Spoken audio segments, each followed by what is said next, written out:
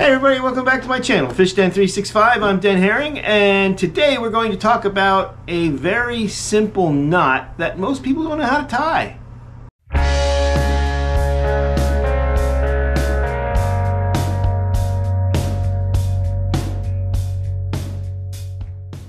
So this is going to be a short video, but a very important one, because it's really true that most people don't know how to tie the Palomar knot correctly. And if you don't, that might be okay until the worst possible time when you lose the fish of a lifetime, because the knot kind of cut in on itself and broke. So today I'm going to demonstrate the correct way to tie a Palomar knot. And you may be asking, well, how do I know how to tie one? Well, I didn't know how to tie one correctly until I went to a seminar, this was back in the 90s, by a bass professional named Shaw Grigsby. And Shaw, in that seminar, showed the proper way to tie a Palomar knot because he learned the hard way. He had it fail a few times. When you tie it other ways, it doesn't often fail, but sometimes it can. And this is why he learned to tie it the way he did. And he shared it with the audience that day, and I'm going to share it with you right now.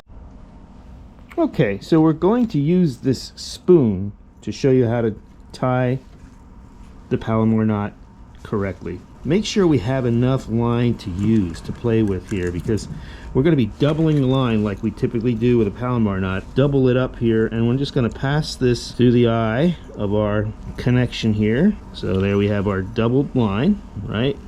So the first thing you want to be sure about, or to avoid, is having this line be twisted.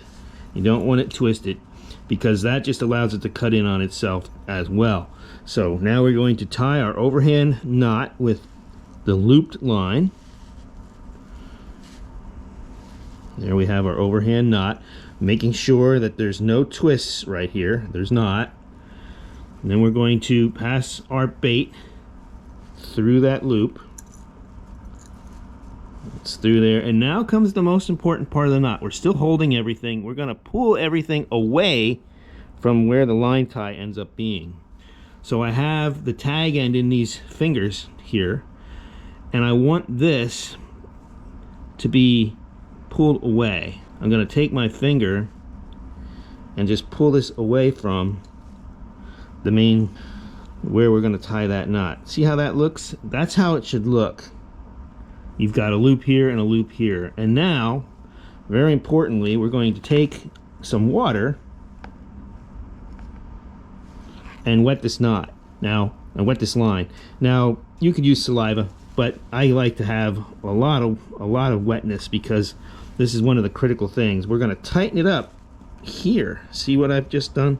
I've tightened that up there just by pulling it.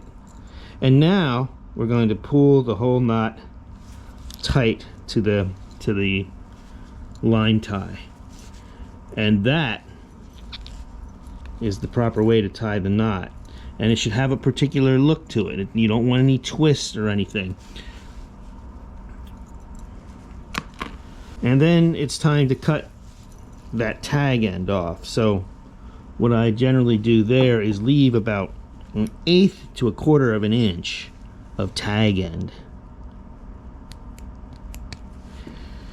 sticking out. So that way, just in case there's any possibility of slip, we have some tag ends to stop that from slipping any further. Although if you tie it right, it won't slip.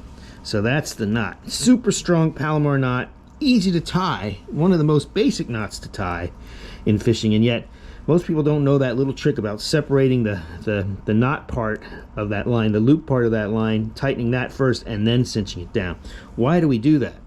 Now you might be wondering, why do we tie it like that? Why do we have to have those loops outward and knot those up before we slip it down to the line tie? If you don't pull those two loops away first, and you just tie it and you just pull it all together, then sometimes what happens is the knot can bunch up on itself and actually dig into itself and cut into itself and make it weaker and therefore break. And that's why we tie the Palomar knot the way Shaw Grigsby showed me, where that can't happen.